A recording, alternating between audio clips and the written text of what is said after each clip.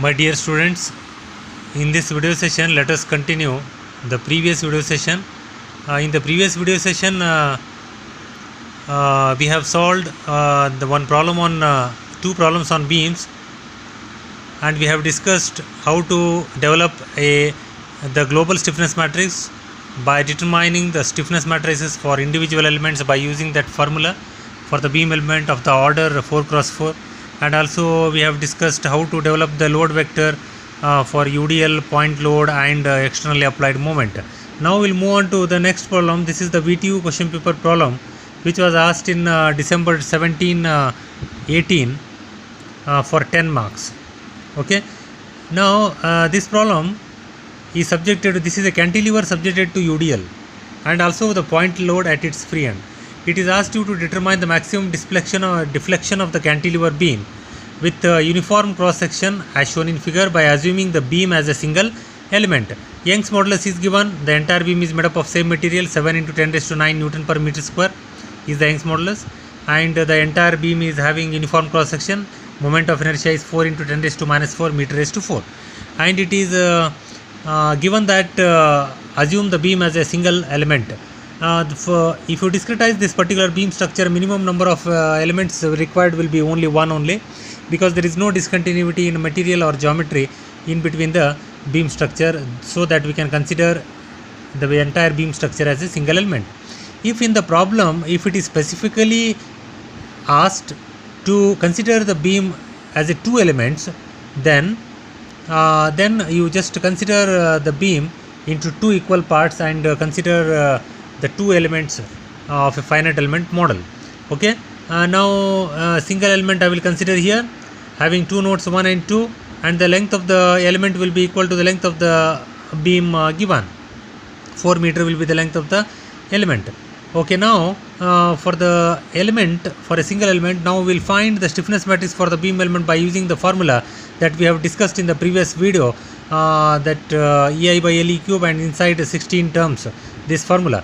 Just first you calculate EI by LE cube, where E is the Young's modulus given is 7 into 10 raised to 9 Newton per meter square, and I is 4 into 10 raised to minus 4 meter raised to 4. All the data I am substituting in meters only.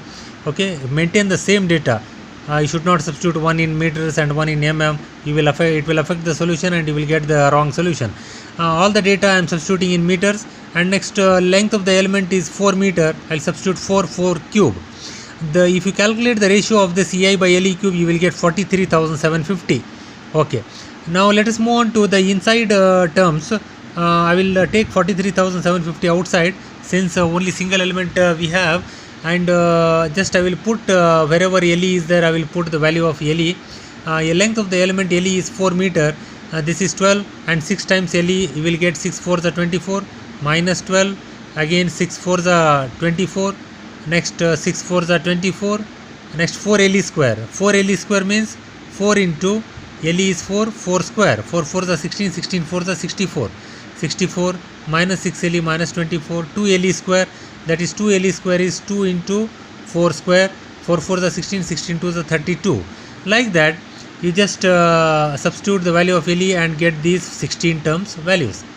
Okay, now once you get this stiffness matrix for a single element, this entire beam is we have considered a single element, then this stiffness matrix will be the global stiffness matrix. Now what is the load vector now? We know that load vector you should write force, applied force and moment for each node.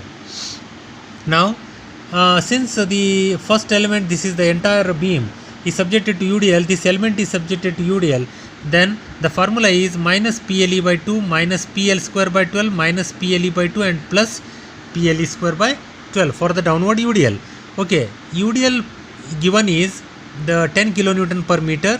Then if you calculate PLE by 2, P is 10 kilonewton per meter, then you need to substitute in Newton, that will be 10 into 10 raised to 3 into LE is length of the element 4 divided by 2. PLE by 2 will give you, that PLE by 2 will give you calculation 20,000 Newton.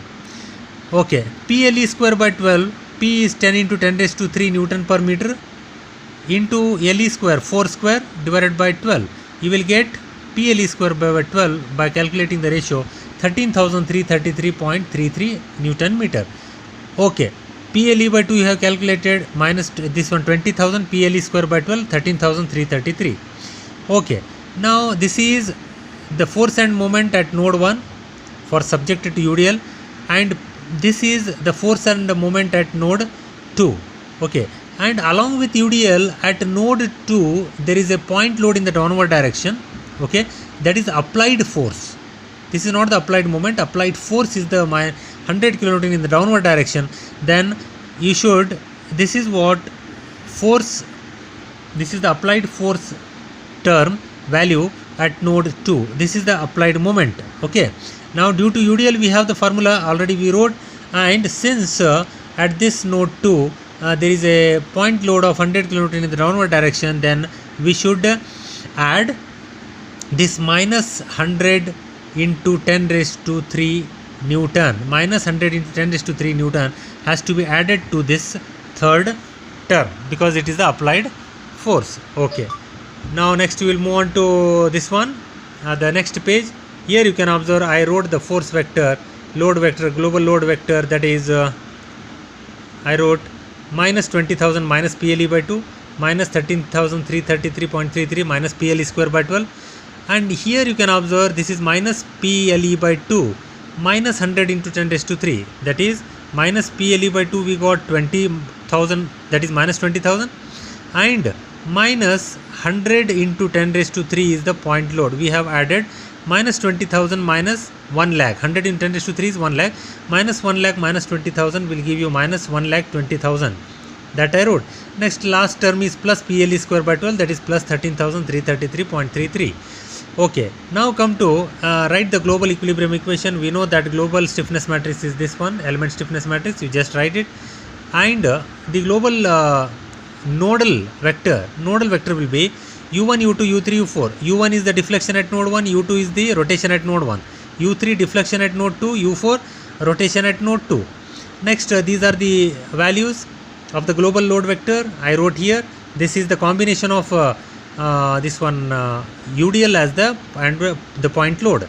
Okay, now since node number 1 is having fixed support, hence deflection is 0 as well as rotation is also 0. That's why since U1 I wrote here deflection at node 1 in meters, U2 is rotation at node 1 in radians, deflection at node 2 in meters is U3, U4 is slope at node 2 in radians. Okay, and next using elimination approach, since we know that node 1 is provided with a support, U1 and U2 are 0 because there is no deflection and there is no rotation for the fixed support. Hence eliminate first and second row and column. Then if you eliminate first row and first and second row and column, if you eliminate, the remaining will be, if you eliminate first and second row and column, remaining will be only this one. These two equations you need to solve. You need to solve these two equations to get the results. What is that? 43,750. Okay, wait, actually it is showing insufficient storage. Okay, now we'll proceed.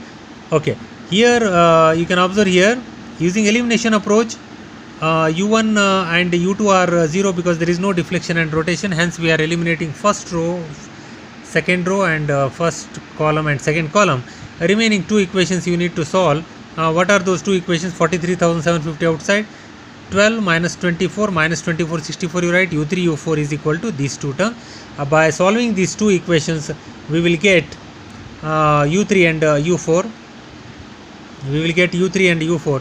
U4 we got minus 0.3237 radians, that is slope or rotation at node 2, and U3 we got minus 0.875 meter, that is the deflection at node 2. Negative sign indicates, this negative sign indicates for the deflection, that means the node 2 is deflecting in the downward direction. I hope you have understood, my dear students. This is how you need to solve the problems on beams. In these two videos I have explained clearly how to solve the problems on beams by using elimination approach in finite element method. If a point load is applied, UDL, or it may be externally applied moment, you just go through these two videos and try to solve the problems on beams in finite element method. from various textbooks as well as from the previous VTO question papers. Try to solve them and let me know your doubts so that I can clarify your doubts. Okay, thank you, take care, stay safe and stay healthy.